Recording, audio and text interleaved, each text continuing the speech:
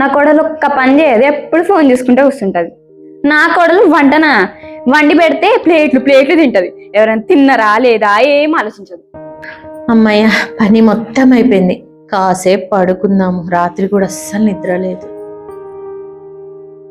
మహారాణి అప్పుడే వండుకున్నావా? అది అత్తయ్య, పని మొత్తం అయిపోయింది, అందుకని కాసేపు నిద్రపోదామని. పని అయిపోతే పడుకుంటావా? బాత్రూమ్లు ఎంత గలీజ్గా కడగొచ్చుగా. అయినా మధ్యాహ్నం పూట కోడలు పడుకోవద్దు, ఏదో ఒక పని వెతుక్కొని చెయ్యాలి. ఇంట్లో పని ఏమైనా తక్కువ ఉంటుందా? చెయ్యాలనుకుంటే ఇంట్లో పని ఎప్పటికీ అయిపోదు. సరే అత్తయ్య, పడుకోకుండా పని చేస్తాను. కానీ అత్తయ్య, ఇవాళ మీరు నిరూపించారు అత్త ఎన్నటికీ అమ్మ కాలేదని. నా ప్లేస్ లో మీ కూతురు ఉండి తను అలసిపోయి నిద్రపోతే మీరు లేపుతారా?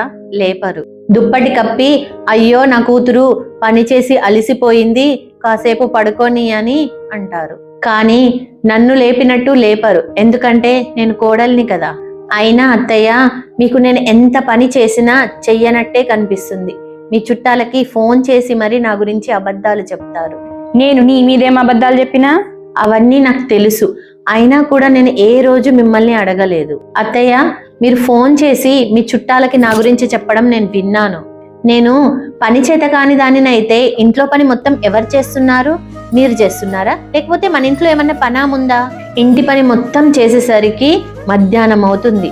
మీరంతేమో ఆలస్యంగా భోజనం చేస్తారు. కానీ నాకు పని చేసిన అలసటతో ఆకలి చాలా తొందరగా వేస్తుంది. అందుకే నేను తొందరగా అన్నం తింటాను. అదేమన్నా పెద్ద తప్ప అత్తయ్య? అందరికి ఫోన్ చేసి చెప్తారు.